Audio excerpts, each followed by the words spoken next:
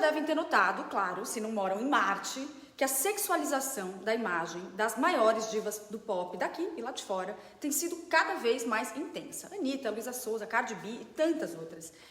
É um coquetel erótico que inclui uma nudez praticamente explícita, performances eróticas nos clipes e nos palcos, e no topo disso tudo, um discurso feminista que de alguma forma busca legitimar essa pornografização. Bom, isso tudo que eu estou dizendo é um fato, não é uma opinião. Trata-se de um movimento, inclusive, coletivo, porque ele acontece no mundo todo. É algo histórico também dentro do universo do pop, porque se você pensar em Madonna lá nos anos 80, ela foi uma espécie de embaixadora da liberdade sexual e hoje, cá entre nós, seria considerada pudica. E é bom que se diga que o apelo erótico como ferramenta de venda é usado por toda a indústria do entretenimento, da moda até o audiovisual. Sexo vende, nós sempre ouvimos e os fatos sempre comprovaram, sobretudo depois das grandes crises, como essa que nós estamos vivendo agora no pós-pandemia. Isso posto, há algumas semanas eu vi um vídeo fantástico publicado pelo jornal Estado de Minas, no seu portal UAI, uma reportagem brilhante e eu diria corajosa, das colegas Larissa Ritt e Maria Irenilda Pereira.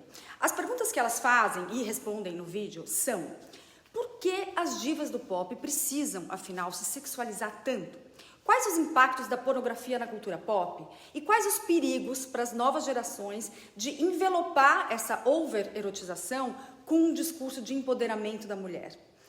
Vale dizer que nem o vídeo delas e nem o meu é um julgamento desta ou daquela pessoa específica. A ideia aqui é trazer à luz alguns pontos interessantes que a gente não vê muito em debate.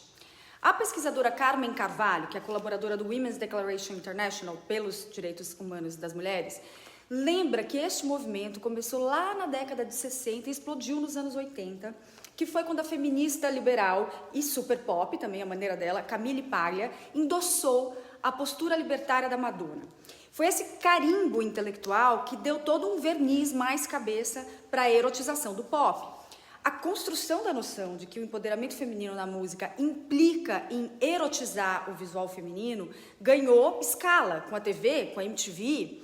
E aí, abre aspas para Carmen, a gente sabe que a mídia de massa é dessensibilizadora. Então a gente só consegue novos sucessos, novos êxitos, radicalizando as coisas. Fecha aspas. Isso nos leva ao ponto onde nós estamos hoje. Será que para vender a arte de uma mulher também é preciso vender o seu corpo e a sua sexualidade?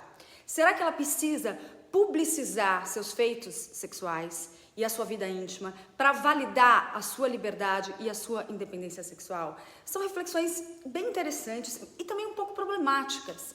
A matéria cita, por exemplo, uma pesquisa do site Asmina, que mostra que meninas brasileiras entre 12 e 20 anos veem artistas como a Anitta e a Luísa Sonza como um símbolo do feminismo. Ou seja, existe no entendimento delas uma intersecção entre expor o corpo e ter poder, que a Carmen considera preocupante porque, abre aspas, a gente sabe que a luta pela hipersexualização está longe de ser uma luta por direitos.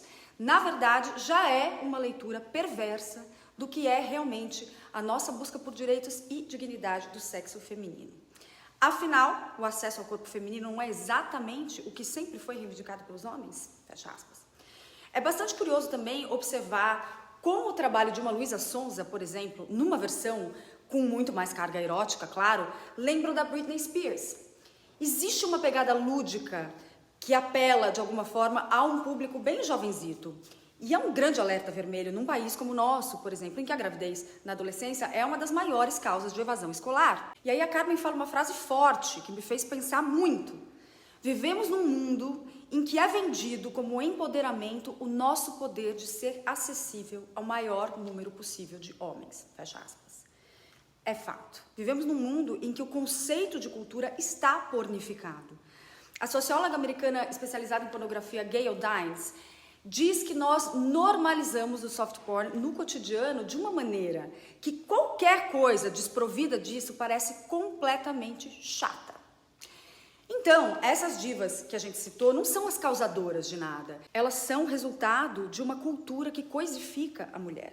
E como bem cita a Isa Forzani da página Recusa Clicar, uma cultura que privilegia a mulher em situações sexuais. E tem um outro ponto de destaque nessa história, eu acho. Existe por trás de muitas dessas cantoras um discurso individual, de autonomia, de meu corpo, minhas regras. Mas, contudo, porém, todavia, vale lembrar que quem mesmo faz as regras não são quase sempre homens que escrevem, que produzem as músicas. Não são quase 100% homens aqueles que detêm as gravadoras, os selos, os streamings e as big techs que difundem essas músicas. Existe uma contradição nesse discurso, porque elas cantam e performam o feminismo delas, ou será que elas cantam e performam aquele feminismo que interessa aos homens? De novo, um aspecto aí meio marginal dessa questão, que nem sempre a gente coloca à luz, mas que é muito válido trazer para a discussão. Eu queria dizer que eu gostei, reproduzi em parte aqui essa matéria, porque eu já me vi repetindo, sem refletir a respeito, essa associação entre a hipersexualização e o empoderamento. Eu já comprei essa história, mostrando, de repente, coisas aqui no Insta que hoje eu enxergo como sendo um pouco duvidosas, desnecessárias para mim.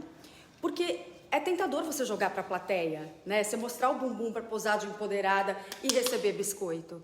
Eu defendo o direito das mulheres de fazer isso, mas eu também questiono duas coisas. Primeira, se elas fazem isso pelos mesmos motivos míopes que os meus, ou seja, sem questionar o propósito e as consequências, sem levar em conta tudo o que foi aventado aqui, ainda que eu não seja nenhuma diva do pop, né? Óbvio.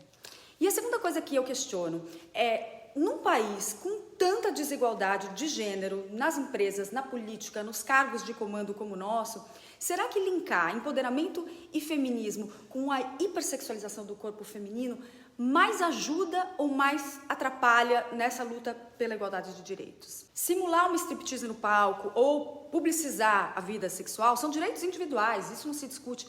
Mas a partir do momento em que essas pessoas reivindicam para si o status de feministas e se apoiam nesse discurso, será que elas estão prestando um serviço ou um desserviço à causa? Fica a reflexão. Parabéns, Estado de Minas, Larissa e Maria Erenilda, pela coragem de abrir este importantíssimo debate.